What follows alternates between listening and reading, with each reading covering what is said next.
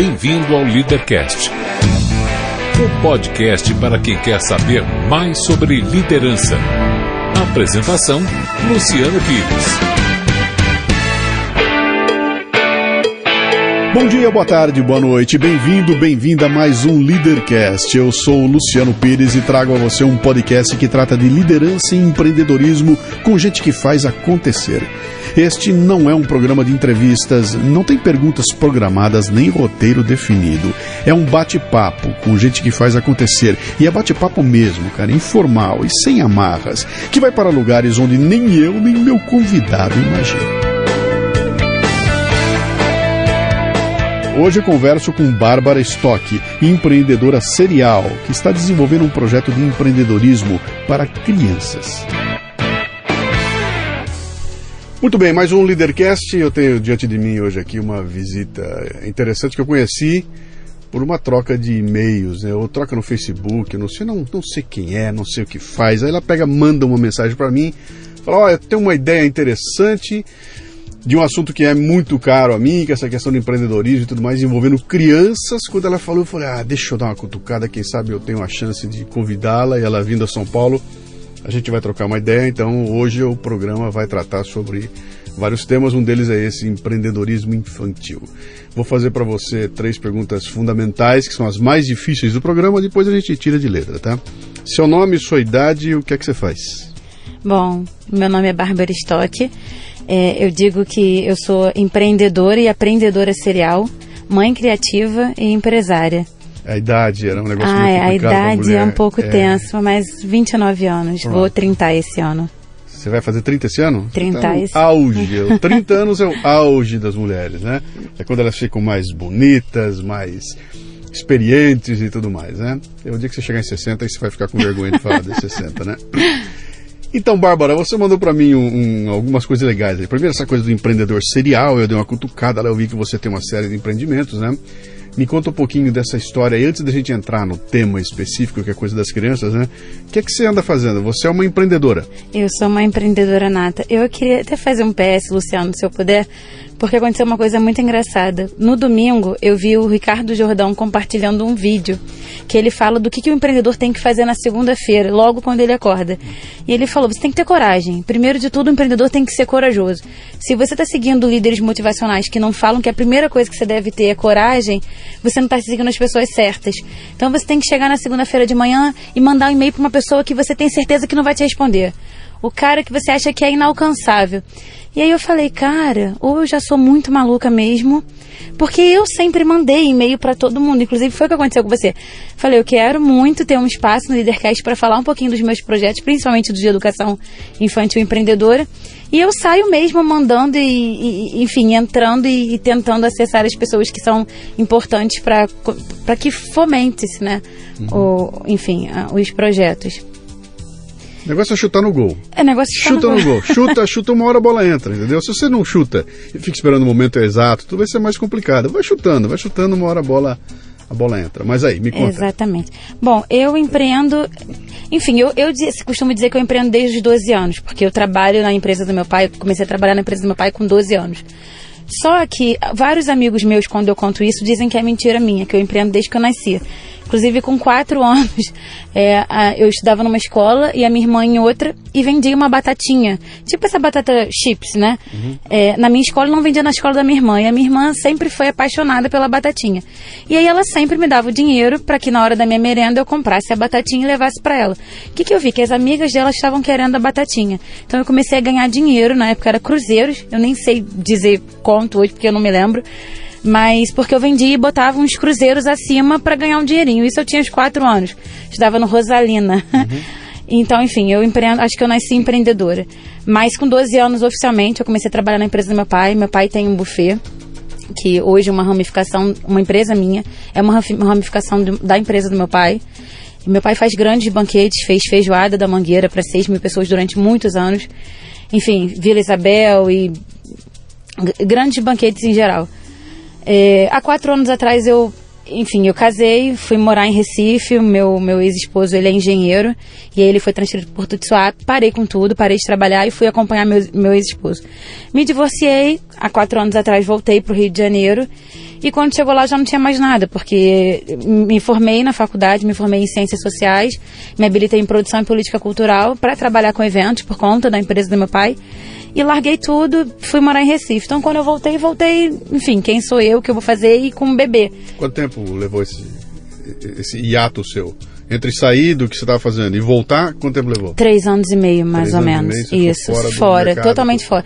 É assim, eu não consigo ficar parada. Então eu morava em Recife, tinha meu bebê, mas sempre que eu podia, eu arrumava alguma coisa para fazer lá. Inclusive trabalhei com eventos, cheguei a tirar SUSEP para trabalhar com seguro, sempre inventando, não consigo ficar parada. Mas nada que eu pudesse dar um afinco, porque eu tinha um bebê, porque eu morava, enfim, longe dos meus pais, longe de tudo. E era bem complicado, eu era bem nova também, né? Para os padrões de hoje em dia de ter filho, casar, morar sozinha. E aí quando eu voltei meio perdida. Falei, meu Deus, e agora? Com um bebê, divorciada e sem nada, sem um negócio. Enfim, a empresa do meu pai, minha irmã já estava tocando, então já não tinha mais cargo para mim do que eu fazia. E aí, conversando com a minha irmã, ela falou, cara, vamos fazer o que a gente sabe de melhor, vamos pegar o buffet do papai e vamos vender festa. A gente vende pra ele e assim, pega um percentual pra gente, né? E o resto pra ele.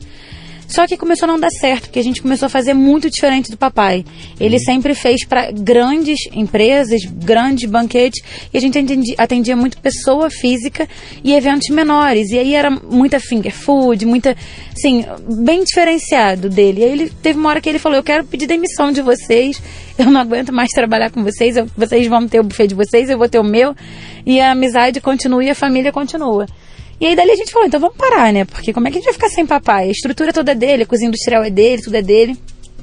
Só que a gente tinha alguns eventos fechados. A gente falou, não, então vamos cumprir esses eventos e quando acabar, acabou. Só que nada, porque você trabalha em evento, você fecha outros eventos desse evento. E a gente falou, cara, a gente, poxa, faz isso desde que a gente se entende por gente, cresceu dentro disso. Então vamos tocar o nosso buffet, papai toca o dele. E hoje isso dá muito certo, já são quase 4 anos assim. E a gente ajuda o papai, e papai ajuda a gente. E, enfim, o buffet, graças a Deus, vem crescendo. O Estoque Savura é um nome bem forte no Rio de Janeiro. A gente já tem o nosso espaço no mercado e cada vez a gente trabalha mais para melhorar. Legal. E lá em Recife ainda, né, voltando a Recife, meu filho, ele estava numa escola montessoriana. E só que ele sempre foi viciado em chupeta e teve um dia que ele veio chupar uma chupeta que não era dele. E eu fiquei meio... Sabe, mãe de primeira viagem, um pouco neurótica, você começa a achar, enfim, um monte de coisa. E aí eu comecei, mas isso não tá certo, poxa, a criança vai com uma, vem com outra. E aí uma amiga minha, que hoje é a minha sócia, Sandra, ela falou, Babi, tem uma amiga minha que mora nos Estados Unidos e ela vende umas chupetas que tem o nome do bebê e a gravação é a laser. Então você pode esterilizar, pode fazer o que for que o nome não sai. Falei, eu preciso dessa chupeta pro meu filho.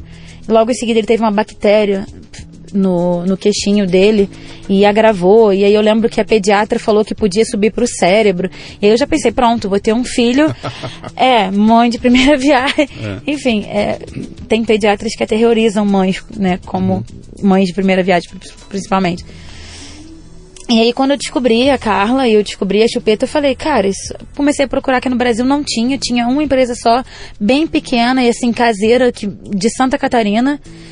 E eu falei, cara, peraí, eu não vou só comprar pro meu filho, eu vou trazer isso pro Brasil, porque isso é um nicho de mercado incrível aí. Quantas mães não estão vivendo isso que eu vivi? E aí, em paralelo, eu ainda morando em Recife, eu comecei a importar essas chupetas para tentar trazer pro Brasil. Aí Mas pera, deixa eu entender. Você tem que importar a chupeta com nome. Chupeta gravado. com nome.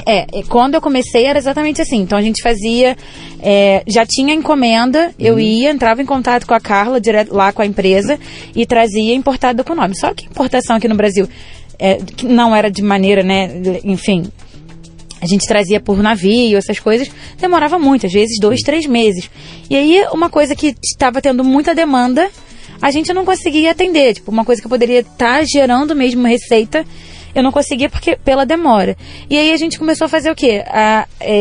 Pegar uma sigla, a gente chama de Marcels, que são as letras que mais saem nome de bebê. Marcels. M-A-R, né? C-E-L. E aí, dessa sigla, a gente começou a pegar tudo que eram todos os nomes que eram mais comuns. Então, Matheus, que é o nome do meu filho, Sim. Bernardo, Arthur, tudo que entrava ali naquelas siglas, a gente começou a trazer bastante chupeta. Então, começamos a ficar com bastante estoque dos nomes comuns. Os nomes diferenciados continuavam demorando. Até que a gente descobriu a máquina que gravava. Enfim, aí foi crescendo. A gente começou a fazer feira de gestante bebê rodando o Brasil Vocês inteiro. trouxeram a máquina no Brasil? Trouxemos a máquina para o Brasil. Na verdade, a gente comprou a máquina, alguém já tinha feito a importação, então já tinha feito trabalho sujo, né? Tá. Trabalho difícil pra gente. Quando a gente chegou a ter capital mesmo para investir na máquina, enfim. E aí a gente começou a rodar o Brasil fazendo feira de bebê e gestante. E aí começou a ser muito sucesso. A gente praticamente levou chupeta com o nome pro Brasil inteiro. E foi até da onde surgiu as lições empreendedoras da noite que eu aplico no meu filho. Porque eu passava uma semana fora, em qualquer lugar do Brasil, e uma semana em casa com ele. Meu filho tinha 3 para 4 anos, então ele sentia muita falta de mim e eu sentia muita falta dele. Ao mesmo tempo, eu não achava justo tirar ele da escola para levar ele viver como nômade comigo, embora hoje eu me arrependa. Hoje eu faria isso, eu tenho certeza que eu educaria bem o meu filho. Sim. Enfim. Mas, e aí, nisso surgiu as lições empreendedoras da noite, nessas viagens minhas, porque eu entendia que era uma maneira de aproximar meu filho do meu mundo, né, do que era empreendedorismo e aumentar o elo entre eu e ele. Ali eu falava tudo pro meu filho, até os problemas que eu passava, mas sempre, óbvio, sempre de uma maneira amena, sempre calma, nunca nervosa. E... Já tinha outro marido? Já tinha Não tava tinha, sozinha, eu e ele. Tá. E meus pais, né, que me ajudam muito. Mas vamos lá, vamos voltar para aquela tua aventura. Então você tinha um buffet Isso. que tocava com a sua irmã. Isso. E ao mesmo tempo uma empresa de chupeta. Chupeta, com o nome. Quando você estava correndo atrás da chupeta, você não estava no buffet. Não, aí eu tinha minha irmã, sempre tenho sócio em tudo que eu faço. Sim. Então, não entro em nada sozinha. havia um acordo ali, então. Havia um acordo. Olha, eu vou cuidar dos dois lados lá, né? Sim. Você então, de repente, você estava tocando 2 empresas. 2 né? empresas. Quanto tempo foi isso depois que você voltou lá de Recife? Meses, pouquinho tempo. 2 a 3 meses depois eu já tava abrindo o buffet. Tava o com a buffet. Flávia. E aí em seguida foi a chupeta eu comecei a abrir, na verdade, ainda em Recife. Só que quando me divorciei, ainda estava muito no início, a gente pesquisando, a ideia um pouco que morreu, e aí eu voltei, foi um processo complicado para mim. Então eu levei também um pouquinho mais tempo do que o buffet, acredito que uns 6 meses, para ligar para Sandra e falar: amiga, olha só, eu tô no Rio, você tá em Recife, mas vamos tocar a nossa ideia? Sim. Vamos, e aí tocamos. Então aí você, de repente, você tá com 2 empresas. Uma delas é prestação de serviço, comida, Isso. que eu diria que se existe uma definição para mim do que é inferno, é trabalhar com comida. Eu não sei se tem coisa pior do que trabalhar com comida. É bem complicado. Porque você tem um cliente que está botando dentro da boca aquilo que você faz, Exatamente. e aquilo para dar rolo é 2 segundos, né? Eu sempre... Então, um lado é prestação de serviço com comida e o outro lado você está vendendo um produto. Exatamente. Né? Que também para criança, etc. e tal. Então você tem 2 empreendimentos que não tem liga um com o outro, né? São 2 coisas totalmente diferentes. Totalmente diferentes. O processo é diferente, o jeito de fazer negócio é diferente, a relação com o cliente é tudo diferente. Tudo. Né? Como é que você estava lidando com esses 2 mundos? Primeiro, onde é que você aprendeu isso? É aquela menininha de 4 anos que vendia Não, batatinha? foi uma menininha de 14 anos, quando meu primeiro sogro, né, meu primeiro namorado, ele sempre foi empresário, e ele uma vez virou pra mim e falou assim: olha, se eu puder te passar alguma coisa, é uma frase só, que você grave. E aí ele falou: nunca tenha uma bica te dando água, porque se faltar água nessa bica, você passa sede. Sempre tenha mais de um negócio. E eu cresci desde os 14 anos com essa coisa na cabeça. Nunca tenho uma bica. E eu, como filha de pai empresário, eu já vi meu pai passar altos e baixos, e muitos baixos. Aqui no Brasil, um empresário passa muitos baixos. Dizer aqui que são flores é mentira. Todo mundo sabe que não. É muito difícil empreender aqui. Seriamente é muito difícil. Sim. Então eu acreditava que o erro do meu pai, eu sempre acreditei que o erro do meu pai era justamente esse, só ter uma bica. E aí foi uma questão de oportunidade de mercado também pra mim. Assim, se eu pudesse escolher, eu não escolheria 2 bicas tão diferentes como você falou, produto e prestação de serviço. Mas como eu tive ali a oportunidade de bater na minha porta, eu sempre tive... Que é uma característica do empreendedor, quer dizer... O dom de perceber a oportunidade, exatamente. né? Chegou, pega, né? Chegou, ela pega. Exatamente. Né? Esse lance que você falou da bica é interessante, a versão da bica que você tem, eu tenho como não bote todos os ovos num cesto só, né? Põe em vários cestos, porque se um cesto cair, o ovo tem ovo no outro lá, né? Exatamente. Que é um lance interessante, quer dizer, tem várias fontes do income, né? O que é uma coisa numa sociedade como a brasileira é complicada, porque aqui é o seguinte, se eu tiver emprego, é um emprego, né?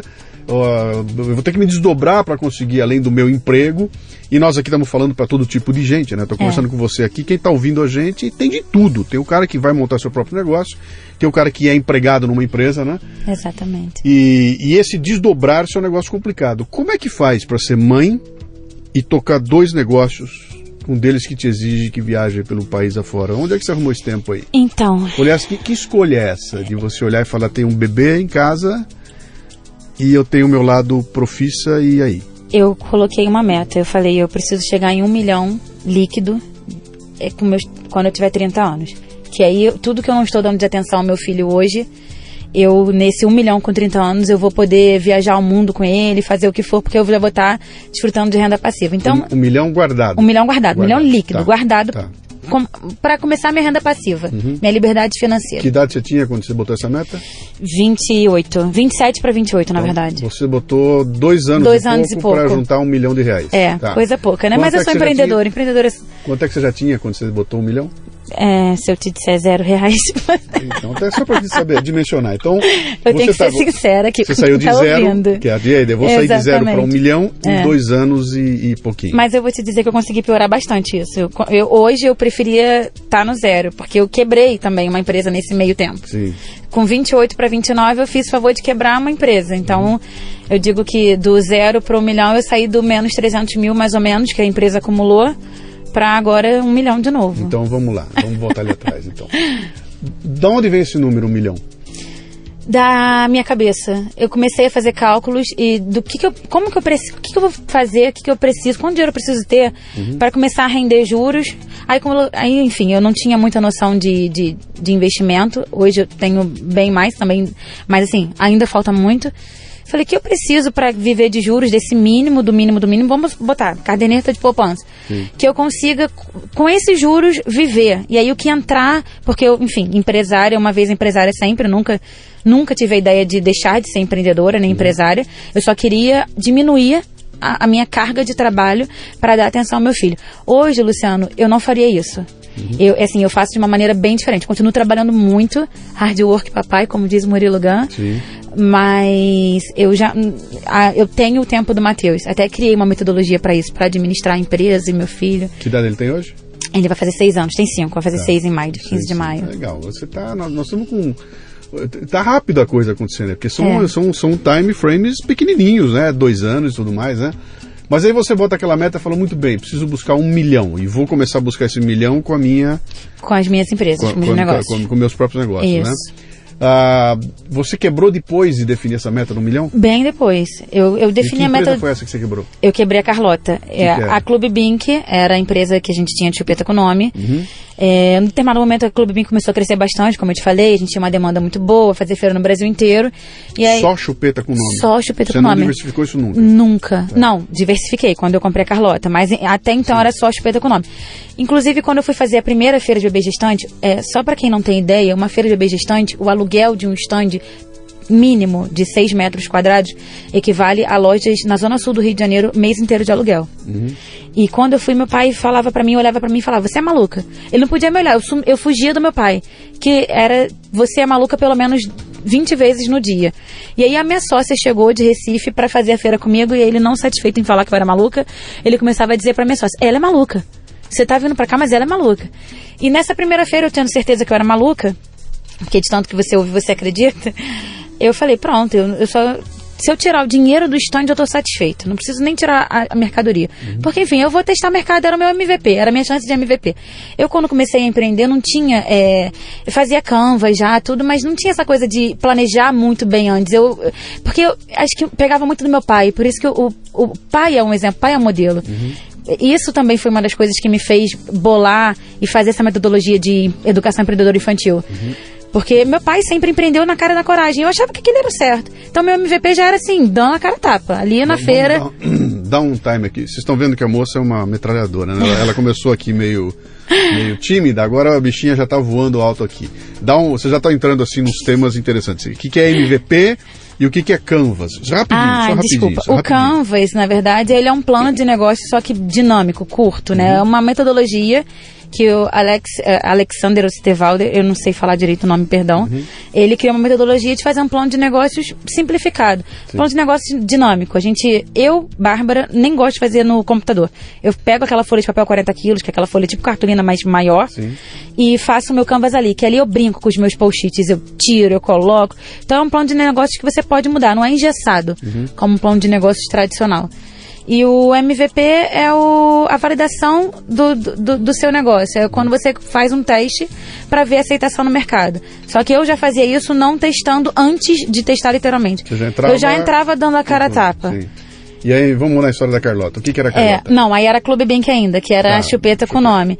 E aí, nessa primeira feira, eu falei, pronto, se eu tirar o investimento do stand, eu tô no lucro. Porque aí eu perco o dinheiro que eu investi em produto, essas coisas, mas pelo menos eu vou testar o meu mercado. Era o meu MVP, assim, já arriscando dinheiro. É um lance interessante que você está colocando aí, que eu pratico muito isso aí também, né? De encarar o seguinte, olha, o dinheiro que não voltou, o lucro que eu deixei de ter, ou o dinheiro que ficou lá, eu encaro como meu investimento em alguma outra coisa. Então, por exemplo, olha, eu fui fazer uma palestra, não cobrei nada, foi gratuito, ainda gastei a gasolina, gastei o estacionamento, tive que comer.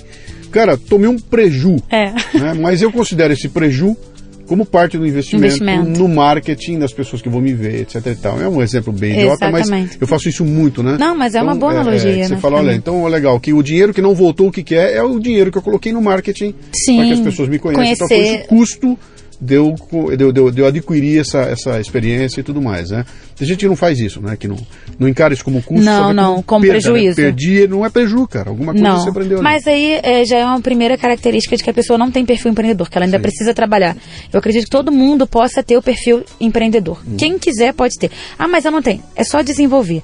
Mas uma pessoa que já pensa assim, é uma pessoa que tem que ser mais desenvolvida ainda. Quer dizer, o empreendedor é um cara que lida muito bem com a perda. Que ele não considera perda. Que ele não considera perda, exatamente, é um investimento. Legal. Perder faz parte do processo. É um risco calculado. O empreendedor é o cara que ele vive de risco. As pessoas falam, mas empreender é muito arriscado. Gente, viver é muito arriscado. Sério, a gente sai, às vezes até em casa já é arriscado. Imaginem, é arriscado. Só que o empreendedor, acho que a diferença entre um empreendedor bem-sucedido e um mal-sucedido é saber calcular os riscos. Coisas que eu aprendi levando muito tombo. O que eu quero minimizar para o máximo de crianças, e inclusive para o meu filho. Sim, com os meus tombos, eu não quero que ele tombe também. Claro. Mas eu aprendi, enfim. Vamos quebrar a Carlota? Vamos quebrar a Carlota. E aí, na primeira feira, ainda Clube Bink, eu não perdi dinheiro. A louca que meu pai olhava e falava, você é maluca para todo mundo. Faturei 12 mil na primeira feira. Só com chupeta. Nem a administração da feira acreditou que eu fiz 12 mil só com chupeta. E aí eu falei, não, cara, isso aqui é o mercado, não tem nada, só tinha gente no Brasil fazendo feira, só tinha uma empresa que vendia essa chupeta aqui no Brasil, que ficava lá no sul. Falei, isso é um grande mercado. E aí comecei a explorar feira. Quando a Clube Bink começou a crescer, a gente teve a oportunidade de conhecer a Carlota Bolota, que é uma empresa aqui de São Paulo, Carlota Bolota Joias, que na verdade chegou a ser o maior portal de joias infantis do Brasil.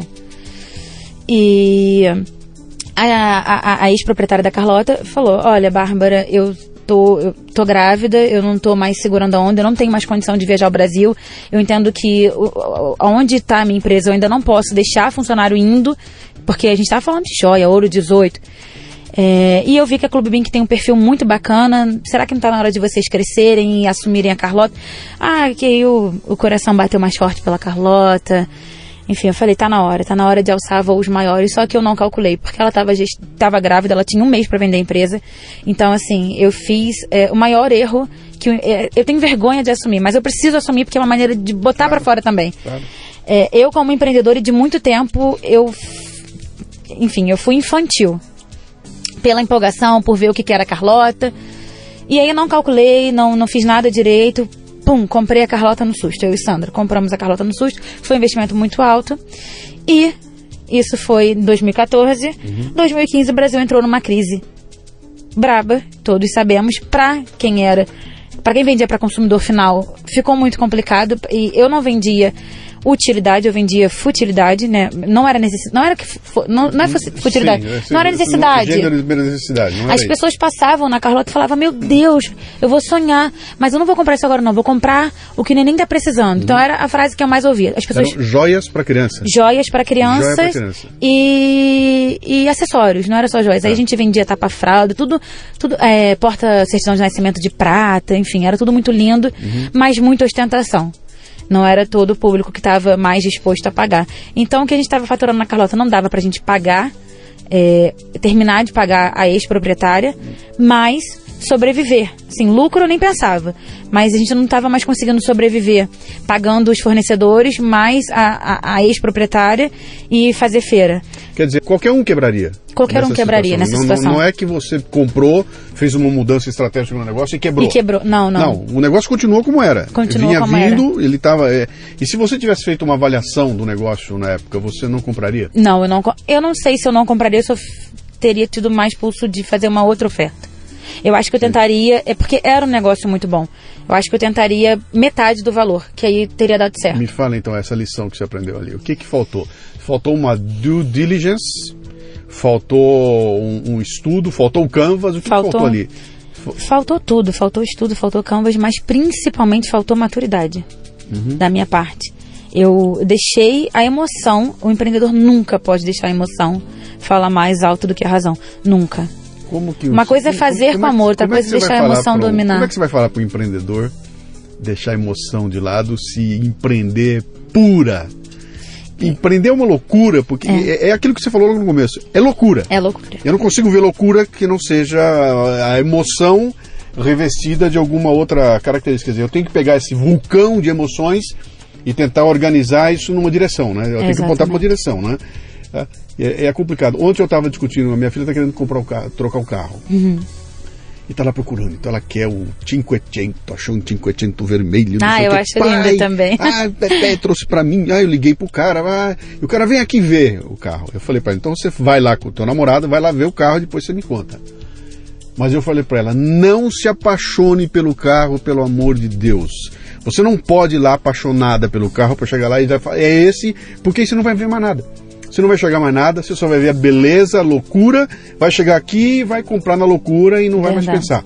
Porque a paixão pelo objeto tomou conta de você. Exatamente. Né? Que deve ter acontecido com você lá. Quer dizer, me apaixonei pela oportunidade e vambora. E de repente quebra a cara, né? Eu só aprendi, na verdade, que, na verdade, para você empreender, você tem que ter um propósito. Seu propósito ele tem que ser muito forte. Assim, hoje eu descobri meu propósito de vida. E aí, quando você tem um propósito, o dinheiro vem como consequência. Na época da Carlota, eu não estava falando disso. Eu estava botando dinheiro antes. Eu tinha que pagar a Carlota para poder ter um negócio. E ali ter a emoção na frente, eu não estava sendo empresária. O empresário, ele não pode. Quando ele está falando de dinheiro, a gente não pode fazer isso. Uma coisa é quando... Por exemplo, hoje, o meu projeto de educação infantil empreendedora, ele está todo direitinho. Canvas, MVP, mapa mental, tudo que você possa imaginar. E eu tô falando ali, é o meu propósito de vida. Eu tenho que diminuir as chances de erro das crianças empreendedoras de amanhã. Poxa, Bárbara, você tá querendo botar criança... Sim, eu tô. Porque empreendedorismo é estilo de vida. Empreendedorismo não é necessariamente ter um negócio. Empreendedorismo é você ser protagonista da sua vida. É você ter as rédeas da sua vida. É você ter maturidade emocional para lidar com derrota, mas sempre almejar a vitória. Não é aquela coisa do, perder ou ganhar, o importante é competir. Não é competir, o importante é ganhar. Só que quando você perder, porque para alguém ganhar, alguém tem que perder. E vai ter vezes que vai ser você que vai perder. E você criança, né? Enfim, eu participava de Olimpíada na escola, eu perdia pra caramba, porque eu era asmática. E eu não podia fazer nada, aula de educação física, quando eu ia para a Olimpíada, coitado, eu era uma loser, né? Uma perdedora. Eu tenho umas experiências legais também na escola, que era uma coisa que depois que a gente cresce, que a gente olha para trás e repara naquelas coisas que aconteciam. Quando você era moleque, não faz parte. Então, eu jogava futebol no time da escola lá, eu tinha o quê? 10, 11 anos de idade. E tinha o nosso time de futebol, e tinha um garoto que jogava muito bem no time. E cada vez que o time perdia, ele chorava. O cara tinha uma gana pra ganhar o jogo, que eu olhava aquele, mas falava, que absurdo, isso aqui é só um jogo, cara, estamos jogando futebol. E o cara entrava em campo com um desespero pra ganhar, e ele chorava, terminava o jogo, ele não ganhava, ele chorava, e eu não conseguia entender o que era aquilo, né? Eu falava, cara, por que alguém tá chorando, né? Anos depois é que eu fui sacar Quer dizer, o volume de entrega que o cara tira, o propósito que ele tinha diante dele, cara, eu sou um vencedor, eu estou aqui para ganhar, não vim para competir, né? E se eu não ganhar, eu não consegui ser bem sucedido. Quer dizer, tem um certo ponto que isso é legal e depois vira doença, né? Sim. Mas uma coisa que eu queria te dar uma provocada aí, tá cheio de gente por aí dizendo o seguinte: se você quiser, você pode. Se você tiver um propósito, um sonho, você for atrás, você vai conseguir, né? E a maioria dos exemplos que a gente vê em todo lugar, você liga o rádio, liga a televisão, pega a revista, compra as revistas de empreendedorismo, vai nos eventos, tá cheio de nego fudidão. Os bons, né? O cara que começou uma startup do nada e hoje é bilionário, o outro que não sei o quê, só tem exemplo de gente boa, né? E aí o mané tá sentado na plateia, olha aquilo e fala, meu, se eles dão certo eu vou dar também, o cara entra e quebra a cara. Porque não é porque você quer, você pode. Isso é papo furado, né? O querer é poder, é relativo. O querer é importante, você tem uma força, ela te empurra, ela te orienta, te motiva, mas não quer dizer que você pode, né? E diante desse desafio de estar no Brasil, que o negócio é complicado, muito, né? Muito. Como é que você lida com isso, com essa história desse ímpeto de vou fazer e quebro? Então, Luciano, eu acredito que querer é poder, só que acho que as pessoas, e inclusive eu, a gente confunde muito isso. Eu só descobri o que significa o querer é poder em novembro, agora do ano passado. E eu venho aplicando e a minha vida está mudando. Isso eu falo de carteirinha. O querer é poder não é, eu quero ser milionário. Eu posso. Aí eu abro qualquer negócio, sem fazer um plano, sem fazer planejamento aqui no Brasil. A pessoa não calcula tributo, não procura um advogado, não procura um contador. E depois vem botar a culpa nos empreendedores de palco, que agora tá tendo, né? Enfim. Sim, empreendedores de palco. Tá eu não sou uma empreendedora de palco, mas eu defendo muito, porque eu acho que se empreendedorismo tá na boca da galera hoje, empreendedorismo muda o mundo sim, se ele tá na boca, é por conta dos empreendedores de palco. Mas, cara, tem um Sebrae em cada esquina. Só dá um time aqui. Empreendedor de palco saíram uns textos agora que o pessoal dizendo o seguinte: tem uma série de pessoas que estão subindo no palco e falando isso que eu falei para você agora. Mas não fazem... Viva, vai dar certo, você pode, largue tudo, faça acontecer, vai dar certo. Veja as frases do fulano, ciclano, beltrano, quando termina aquilo você tá com o fogo aceso. Sim. E que maravilha, e dos 1000 que estão no palco, 10 dão certo, 990 quebram. Exatamente. E ninguém fala dos 990 que quebram, só pega os 10 que deram certo, no próximo evento mostra os 10, e aí mais 1000 vão entrar no rolo.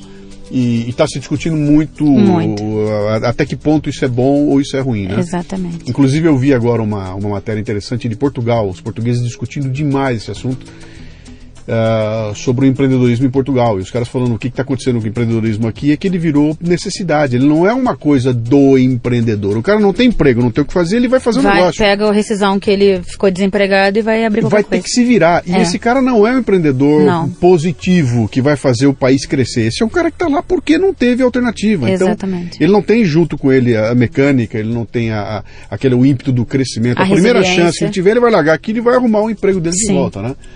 Então, nesse momento que nós estamos passando no Brasil aqui, taxa de desemprego lá em cima, cheio de gente sem ter o que fazer. É muito fácil sair todo mundo empreendendo e de repente você ter um tsunami de empresa quebrando e para lá e para cá. Então, como é que você lida com isso, você que agora está se tornando uma pregadora do empreendedorismo para não incorrer nessa coisa do sucesso fácil, da motivação pela motivação? Então, eu tenho muitos amigos que me procuram pedindo uma espécie de mentoria. Não vou falar mentoria porque eu não sou mentora. Então seria até rebaixar os mentores. Mas assim, pedir conselho, né? Uma pequena consultoria. E a primeira coisa que eu falo cara, não tem dinheiro, vai no Sebrae. Vai no Sebrae, você tem que ter, para começar qualquer negócio, um contador, sabe? Imposto, tributação aqui no Brasil quebra empresas, legal, quebra mesmo. As pessoas não têm ideia do que é tributação no Brasil. As pessoas não têm ideia, de você pegar uma conta de luz da sua empresa lá no meu buffet, vamos botar no meu buffet. Você pegar uma conta de luz, tá lá, R$1.000, impostos, R$1.000. E a conta vira 2.000. E assim, as pessoas começam sem ter essa base. Então, tem que ter sim um advogado, tem que ter sim um contador, mas quando você quer motivar alguém, você não vai falar, você não vai chegar no palco e vai falar, gente, vamos lá. Cara, isso tá para todo mundo. Sim, se você se informar, você não pode, você vai ser médico, você estuda quantos anos? 6 anos, faz residência, você vai ser advogado, a mesma coisa. Você quer ser um empreendedor e não estudar nada? Você tá de brincadeira. E depois botar a culpa nos outros, pra mim é fácil, entendeu? Eu não posso colocar a culpa de eu ter quebrado na antiga proprietária. Ela não me enganou. A culpa é minha que não tive maturidade. Então a mesma coisa eu digo para esses empreendedores por necessidade que quebram. Vai se informar antes. Ah, tá desesperador? Tá desempregado? Tá desesperador. A situação tá desesperadora aqui no Brasil. Eu procuro nem me atentar tanto, não focar nisso. Assim, eu olho porque a gente tem que estar antenado, mas se a gente focar, a gente se desespera também. Até o maior dos otimistas se desespera. Então, mas a questão do mindset, né, do que você querer, você pode, eu acredito nisso. Só que não é um querer, eu quero 1 milhão como foi o meu primeiro querer, eu quero 1 milhão com 30 anos. A analogia que eu faço é o seguinte, para mim querer é poder, o poder é um carro e o querer é a gasolina. Entendeu? Quando eu falo que querer é poder, o que significa? Se eu quero, eu tenho gasolina para pôr no carro. Agora, não quer dizer que eu sei dirigir, não quer dizer que eu estou indo para o caminho certo, não quer dizer que eu não vou trombar em alguém, não quer dizer que eu vou me arrebentar, não quer dizer que a gasolina não vai acabar ali na esquina. Então, ter o carro com gasolina é o primeiro passo para você sair andando. Agora, depois você tem que planejar o caminho, tem estrada, etc. E tal, né? E as pessoas botam, bom, já que eu tenho a gasolina e tenho o carro, lá vou eu. E eu vejo muita gente procurando nesses eventos, ou nesses mentores, empreendedores motivacionais, eu não falo que são de palco porque eu acho pejorativo, mas a solução, eles não são a solução, eles são acender a sua pólvora. Um spark, né? Eles são a fagulha, né? A fagulha, exatamente. Sim. Eles não têm que ser a solução. Eu acho que a frustração vem daí, de você buscar a solução onde não é a solução, onde deveria ser o seu start, o seu, dá pra dar certo. Agora, eu acho que o primeiro ponto para você ser empreendedor e você ser bem sucedido, isso eu descobri em novembro, foi quando eu resolvi profissionalizar a questão do meu projeto de educação infantil empreendedora, que eu descobri que esse era o meu propósito de vida. Você precisa solucionar os problemas de alguém, de uma comunidade, que sejam de 5 pessoas, que seja um subnicho do nicho do nicho. Você precisa, se você não solucionar problemas, se você não atingir ninguém, ou por uma dor delas, ou ou pela emoção, você não tem um negócio. Você não cria valor. Você não cria valor para ninguém. Sim. E quando o seu propósito ele é verdadeiro, ele é maior que você, aí você não tem aquela eu quero 1 milhão. Não é o dinheiro, é o que você está fazendo. As coisas começam a mudar, porque quando você tem esse propósito, você fala, cara, eu nasci para disseminar o empreendedorismo desde a infância, porque eu não quero que meu filho quebre como eu quebrei, porque eu peguei o exemplo do meu pai, os exemplos errados dele, e fui uma replicadora do meu pai, enquanto eu poderia ter olhado com visão crítica e já mudado dali. Eu não fiz isso. Eu fui seguindo os passos do meu pai. O que eu quero? Diminuir os riscos do meu filho. Ah, Bárbara, mas você está falando de criança. Não, eu tô falando de criança. Sim, eu tô falando de criança, desculpa. Mas eu sempre, eu não trago ele pro meu mundo, eu vou pro mundo dele. Quando eu falo para ele, quando eu ensino que é combinatividade, é um neologismo que o Murilo Gun criou, né? Que é, na verdade, você pegar 2 coisas e transformar em algo novo. Eu faço isso fazendo analogia aos heróis, que ele é apaixonado pela Marvel, pela Liga da Justiça, pelo Goku. Então, tudo é sempre no mundo dele. Para ele, empreender é uma diversão. Mas ele faz Meta Smart, ele faz Canvas, ele faz tudo. Legal. Como é que foi me conta essa história. Vamos entrar na coisa do empreendedorismo infantil, que é legal isso aí. Você foi dormir e um dia você acordou de manhã e falou, Eureka, achei o propósito. Como é que foi isso aí? O que é? Eu comecei a aplicar as lições para me aproximar do meu filho, porque era a maneira que eu podia falar das minhas empresas, o que era ter uma empresa com ele, que eu estava muito ausente da vida dele, né? Como eu falei, eu passava uma semana viajando, uma semana com ele.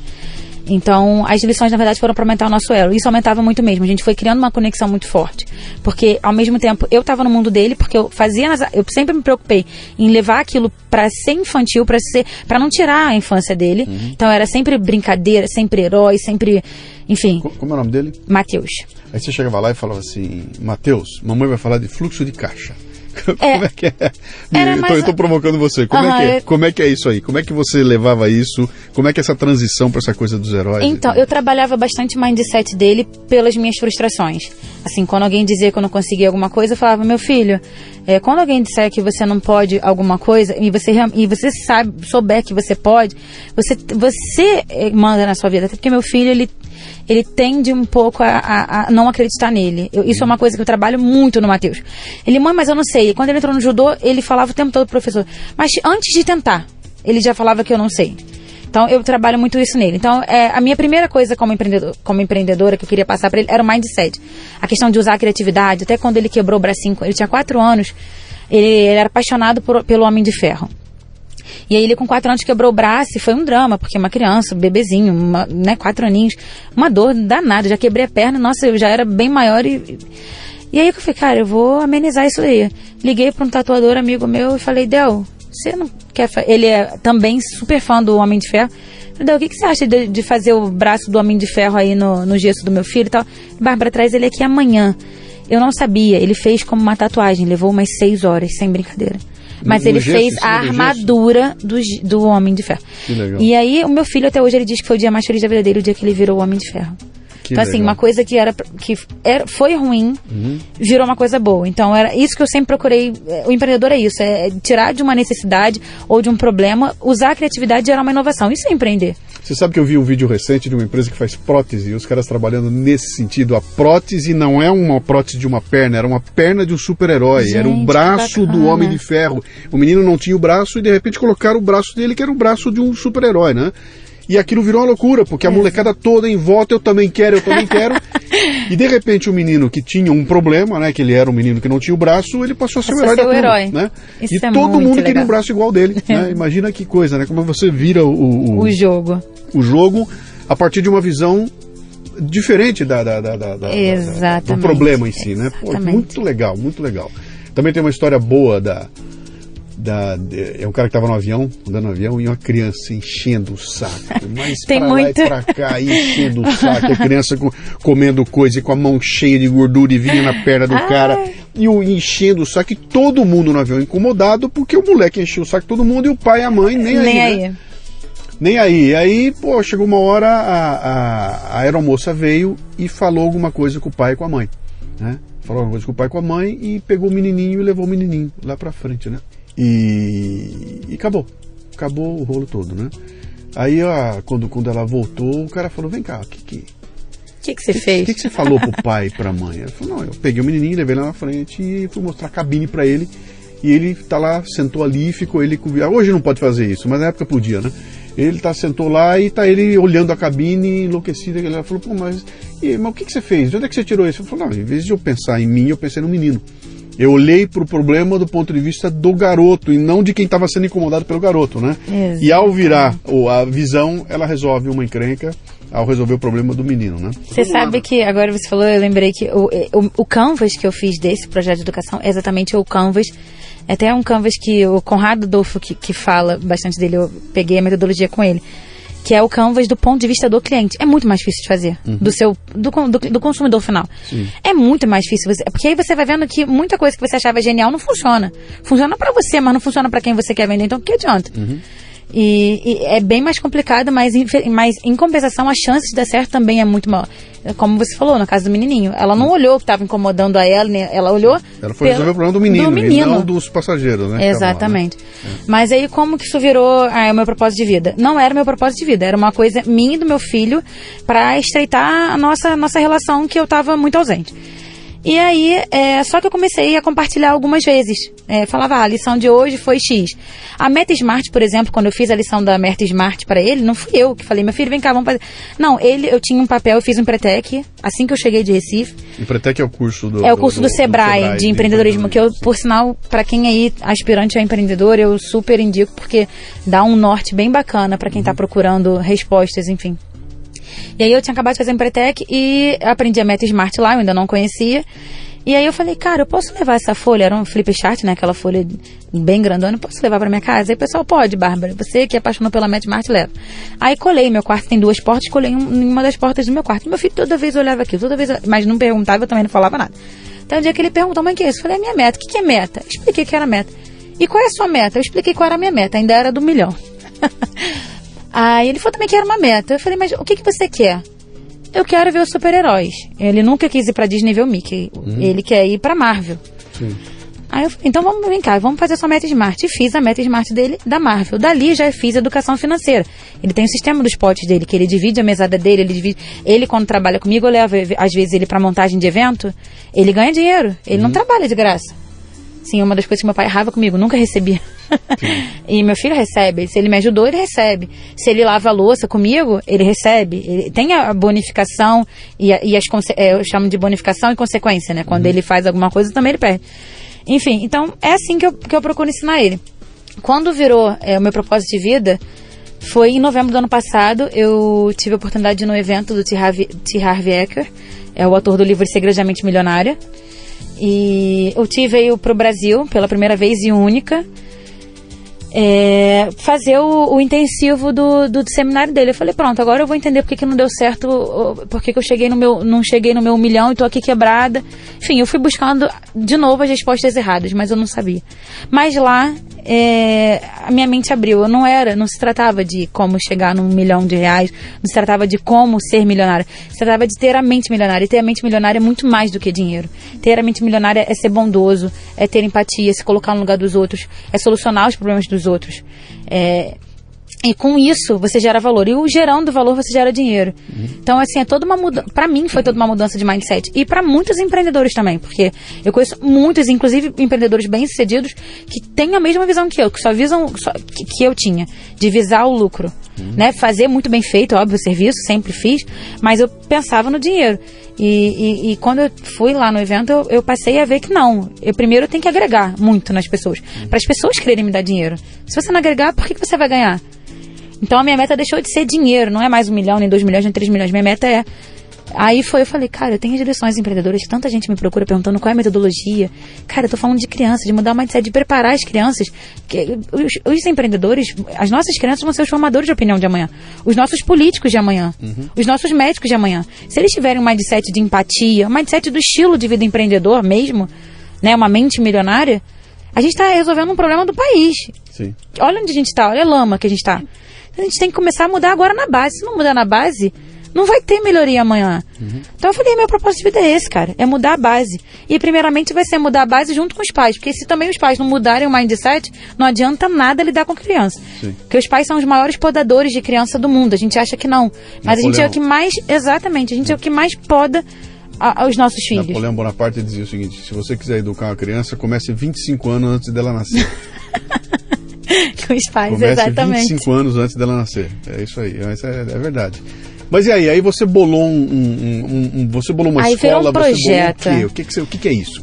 Não, então, não é uma escola. Na verdade, o projeto é um curso, a priori, à distância mesmo, eu peguei tudo que deu certo, que eu apliquei no meu filho, porque muitas coisas deram errado, eu assumo, confesso, enfim, meu filho foi a minha cobaia, e eu desenvolvi uma metodologia a partir daquilo. Então, não existia nada, eu desenvolvi. Então, coisas deram muito certo, coisas deram errado. Eu peguei tudo que deu certo, lapidei, melhorei e criei uma metodologia. Da metodologia eu falei, pronto, não dá para ir para as crianças, porque o problema está nos pais. Assim, se eles não têm um mindset, como é que eu vou falar para os filhos? É impossível, não vai dar certo. A criança vai chegar em casa empolgada e o pai vai falar, que mané meta smart, que mané educação financeira, que mané potinho, a gente não tem dinheiro nem para pagar a conta de luz, você vai dividir seu dinheiro em potinho? Que sistema de potinho o quê? Então, eu tenho que trabalhar os pais. E qual a melhor maneira de trabalhar os pais? Eles sendo o exemplo, mas junto com os filhos. Eu não falo que eu estreitei a relação, o elo entre mim e o meu filho com as lições. Então a minha ideia é essa. Não vai ser só para pai e nem vai ser só para o filho. Vai ser um curso de educação à distância para os dois. E nesse curso, inclusive, tem o Canvas que eu desenvolvi, que é o Canvas infantil. Tem a Meta Smart que eu desenvolvi, que é a Meta Smart infantil. Tem tudo, ele tá tudo dentro do curso. Para a meta maior, que é quando a gente tiver... É óbvio que eu não estou falando de atingir o Brasil inteiro, é impossível. Não estou falando de pegar todo mundo, estou falando de nicho, né? Não é todo mundo que vai aceitar. Mas, enfim, se eu conseguir pegar 100 pessoas, a princípio, dessas 100... se eu transformar a vida dessas 100 pessoas, elas vão evangelizar mais 100, que vão evangelizar mais 100, e aí a gente vai começar a fazer um barulho. A minha ideia é essa, é ter um ano de barulho, de mudança de mindset. E eu tô preparada, porque eu sei que eu vou ouvir crítica, eu sei que vai ter gente, já tem gente que vai, mas você não tira a infância do seu filho? Não, meu filho é uma criança, na verdade, eu sou criança junto com meu filho. Então, não tiro. Você vai formar coxinhas, você é uma meritocrata nojenta, você é uma capitalista selvagem. Só fascista. Eu vou ouvir, eu já ouvi isso. Já deve estar ouvindo, né? Já ouvi, muito, mas né? eu não me incomodo. Enfim, eu ajudo muito as pessoas, Luciano, muito mesmo. Eu tenho meu dia lá, que é o dia só de prestar consultoria aos meus amigos de graça, a quem me pede. Então, assim, a minha consciência é muito tranquila. Eu sei que eu faço muito mais do que eu recebo. Então, me chama de coxinha à vontade. Me fala um pouquinho dessa... Como é o nome desse projeto?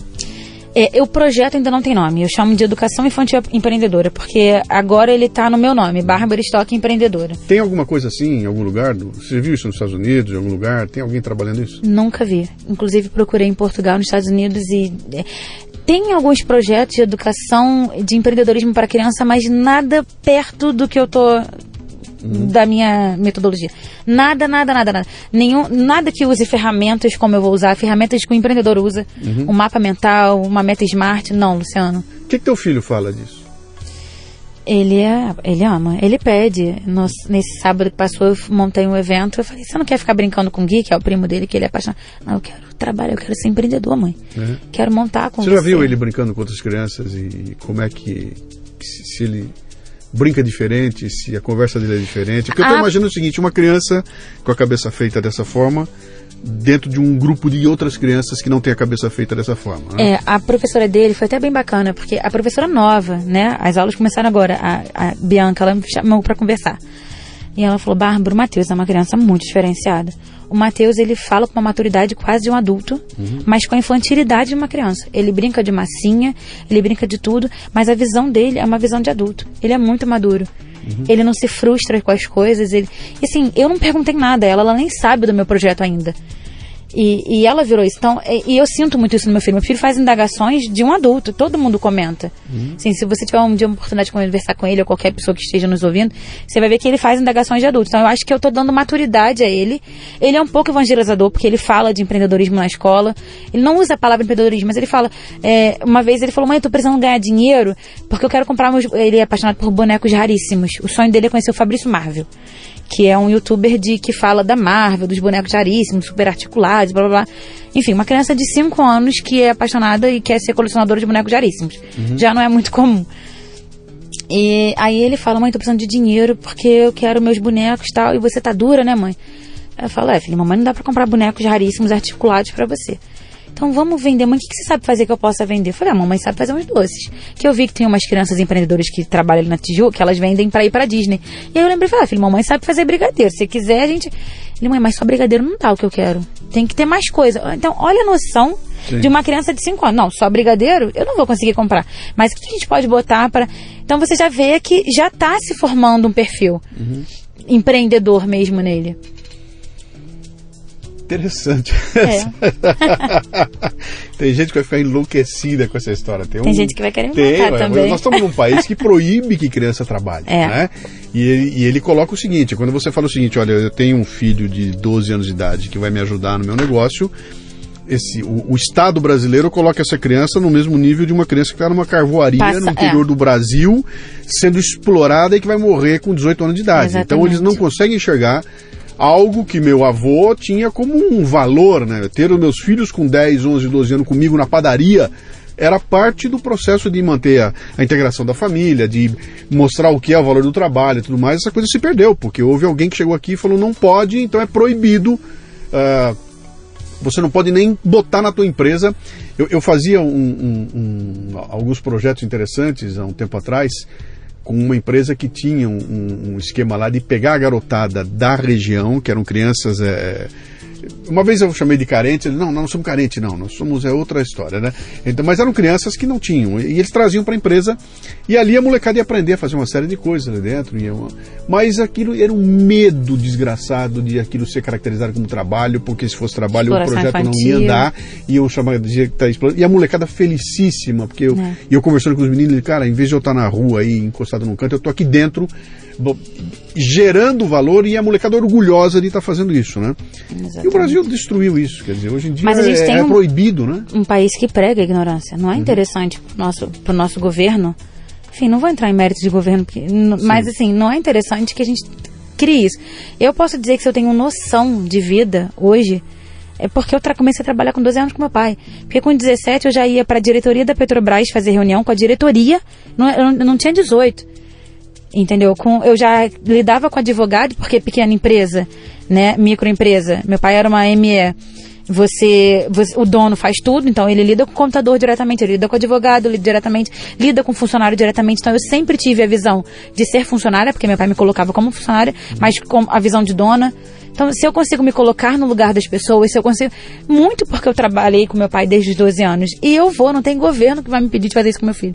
Você sabe que é uma coisa interessante? Todo mundo que eu conversei aqui, todo mundo que eu converso no Leadercast, e eu já falei com pessoas de 84 anos até 28, acho que a mais nova tinha 28 anos de idade e o mais velho 84 anos, né? E todos eles, e eu não escolho, eu fui assim como você, vem aqui, vamos conversar, todos sentam na cadeirinha e falam, eu comecei com 15 anos, eu comecei com 16, eu comecei com 12, eu comecei com 10, 11... Todo mundo lá atrás teve uma experiência onde começou a adquirir responsabilidade como garotada, né? O que é um modelo diferente do que tem hoje em dia, porque hoje em dia parece que a gente protege, né, cara? Eu não quero deixar meu filho ser explorado de forma alguma. Então, com 18 anos de idade, o moleque não tem nenhuma experiência de coisa nenhuma, a não ser jogar videogame, né? Mas vamos fazer uma analogia aqui? Tá tendo agora The Voice Kids. Sim. Né, que tá sendo Meu filho começou a comentar, porque eu não vejo televisão. Então, eu nem sabia que estava tendo. E aí meu filho começou a falar, mãe, porque tem Aí eu fui assistir com ele. Então agora eu só ligo a televisão para ver o The Voice Kids com ele aos domingos. Aquelas crianças, tem criança ali de 6 anos. Sim. Então, olha, elas começaram, a música é um dom, certo? Sim. Né? Tem o Masterchef Júnior, que teve agora, né? Tinha criança de 6, 7 anos. A mesma coisa empreender. Dom vem da infância. A gente tem que, se não começar da infância, não tem a mesma coisa. Tipo, tem um programa de mini chefes, tem um programa de mini cantores. Por que não pode ter um programa de mini empreendedores? A pergunta que fica então para quem está nos ouvindo aqui é o seguinte: se você é pai, se você é mãe, a pergunta é o seguinte: você está criando seu filho para ser o quê? Empreendedor. De si. Ele não precisa ter um negócio. Não tô criando meu filho para ser empresário, tô criando meu filho para ser empreendedor, para ser o protagonista da vida dele, literalmente. E não importa se ele vai trabalhar dentro de um grande banco, se ele vai ser um empreendedor de gravata trabalhando dentro de uma grande empresa, ou se ele vai ser dono da sua própria buffet infantil. Não importa. Importa. Eu só quero que ele tenha o domínio da vida dele. Sim. E tenha a maturidade de saber lidar com perda, mas sempre buscando a vitória. Porque lá em casa nunca você vai me ouvir dizendo pro meu filho, o importante é competir. Não é competir, o importante é vencer. A gente veio para a vida para vencer. Agora tem que saber perder. Eu não tô criando meu filho para ser um monstro que só quer a vitória. Tô criando meu filho para saber perder, mas quando perder, cada vez se levantar mais rápido e treinar mais para vencer. Muito bom. Quem quiser tomar contato com o seu trabalho, então, vamos lá. Bárbara, o Stock se escreve como? S-T-O-C-K. Não tem segredo, é Bárbara Stock. Stock. Tá. E o Facebook é o caminho? O Facebook é o caminho. Você não tem um site ainda?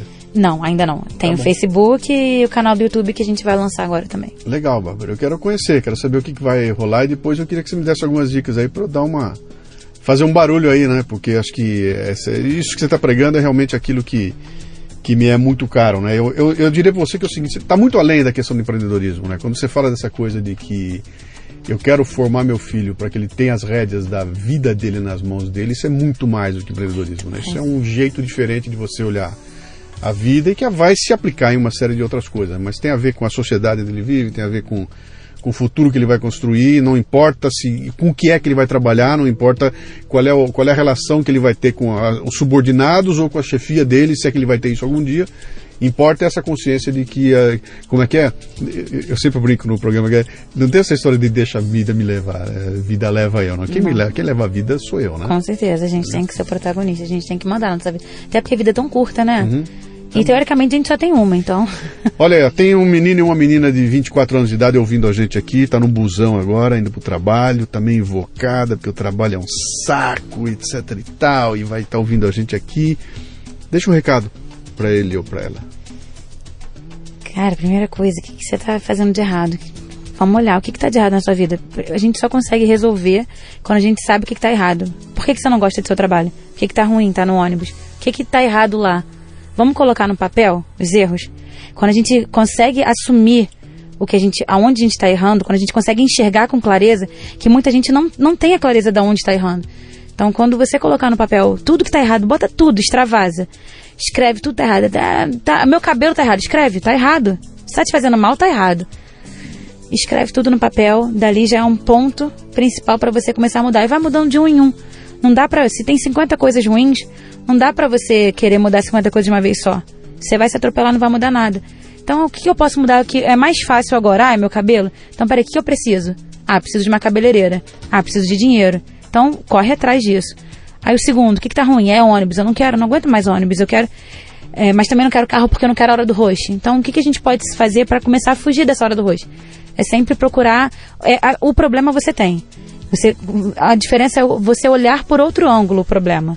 Né? Ao invés de olhar o problema diretamente, você olha o que eu posso fazer para deixar de ter esse problema. Essa é a minha dica para você. E eu vou dar um exemplo aqui interessante para você que está no busão aí, que um belo dia você deve ter parado e pensado o seguinte: fico 1 hora dentro do busão, fico 40 minutos no busão, fico 1h30 no busão, perdendo meu tempo de vida. O que eu posso fazer para ganhar meu tempo de vida? Você já tomou uma escolha, você está ouvindo o podcast. Com certeza. Legal, Bárbara, obrigado por você ter Prazerzão, vindo. Luciano. Valeu, vamos muito obrigado, irmão. Parabéns pelo trabalho aí. Matheus, manda bala junto com a mãe aí. Filho, você tem que quebrar tudo, olha a responsabilidade, hein? Tchau, tchau. O Leadercast chega até você com o apoio da DKT do Brasil, que possui a maior linha de preservativos e géis lubrificantes do país, com a marca Prudence. Além disso, a empresa se orgulha de contribuir com a DKT Internacional, que mantém 21 programas de marketing social em 19 países. Quando você compra um produto da DKT do Brasil, está ajudando a financiar projetos de planejamento familiar e prevenção às doenças sexualmente transmissíveis no Brasil e no mundo. Visite o facebook.com/DKT Brasil. Na hora do amor, use Prudence. O Leadercast é lançado por temporadas e já temos dezenas de entrevistas publicadas. Para livre acesso a todas as temporadas completas, você precisa ser assinante da Confraria Café Brasil. Saiba mais acessando leadercast.com.br.